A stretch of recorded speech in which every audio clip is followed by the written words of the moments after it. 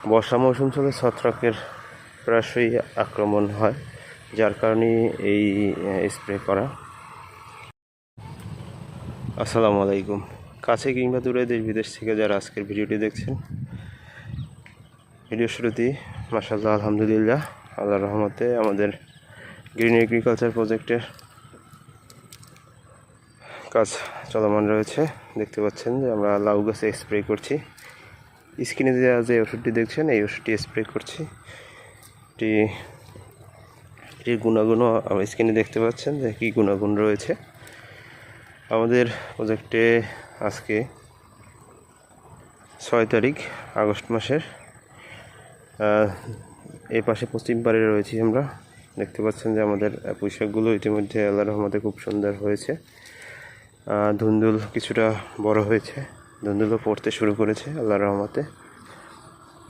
আমরা লাউ গাছ, করলা গাছে স্প্রে দেওয়া শেষ করেছি। এখন বর্ষা মৌসুম চলে ছত্রাকের প্রায়শই আক্রমণ হয়, যার কারণে এই স্প্রে করার অনেকগুলো উপাদান রয়েছে, যেটি আমরা স্প্রে করছি। এই ওষুধটি এটি আপনারা স্ক্রিনে দেওয়া রয়েছে, দেখতে পাচ্ছেন। আমি নাম নাই বললাম।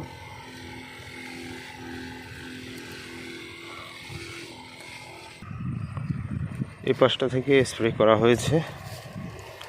আলহামদুলিল্লাহ মাশাআল্লাহ ফুল করা লাউতে চলে এসেছে ইতিমধ্যে।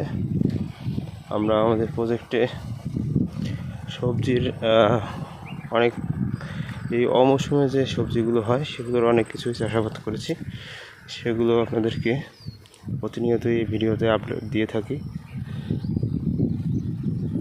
আজকে আমাদের যে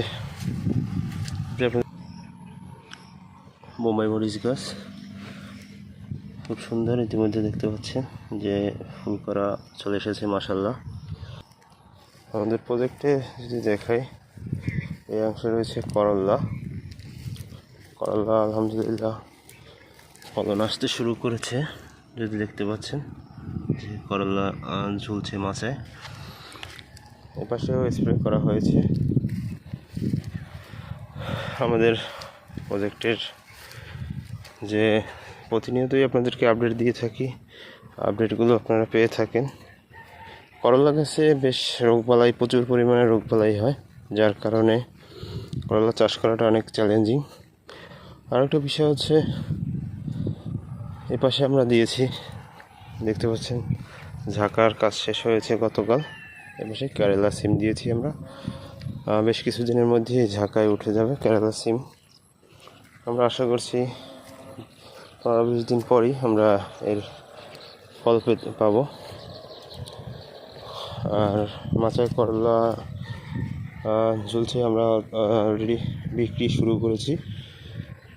এছাড়াও আমাদের প্রজেক্টে আরও কিছু সবজি রয়েছে, যে ইতিমধ্যে আমরা সেগুলোর ফলন হারভেস্ট করতে শুরু করেছি। আশা করছি কিছুদিন পরে আমরা এই পুরো খামারটি আপনারা সবুজে ভরপুর দেখতে পাবেন। এখনও আসলে অনেক কিছু ফুটে উঠতে পারেনি। নতুন প্রজেক্ট, দেখতে পাচ্ছেন যে ভেরির মাঝখানটা এখনও ফাঁকা। আসলে আমরা অপেক্ষা করছি বর্ষা মৌসুমটি শেষ হলে এখানে অন্য কোনো ফসল করা যায় কিনা, সেই চিন্তা ভাবনা করছি। আপনাদের যারা অভিজ্ঞ আছেন তারা আমাদেরকে কমেন্টে জানাবেন অবশ্যই এখানে কি ফসল করতে পারি। আর আমরা এই ভেরিতে কিছুটা ডাঁটা শাক লাগিয়েছিলাম, অল্প কিছু। দেখতে পাচ্ছেন মাশাআল্লাহ আলহামদুলিল্লাহ ডাঁটা শাকগুলো ভালোই হয়েছিল, কিন্তু বর্ষার কারণে তেমন একটি করতে পারিনি। কিছু ডাঁটার পাশাপাশি কিছু ধনে পাতাও রয়েছে। আর এই পাশটায় আমরা দিয়েছি লাফাও মাশাআল্লাহ গাছ পাইতে শুরু করেছে। আশা করছি বেশ কিছুদিনের মধ্যে ফল চলে আসবে।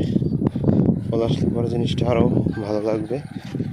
ফুলও চলে এসেছে, আপনাদেরকে যদি দেখাই, ফুলও চলে এসেছে। আর এই ডাঁটা শাকের ভেতরে আমরা কিছু ধনেপাতা চাষ করেছিলাম, এদিকটা কিছুটা তুলে ফেলা হয়েছে। এখন এইগুলোর মাঝে দেখতে পাচ্ছেন যে এগুলোর মাঝে বেশ কিছু ধনেপাতা রয়েছে।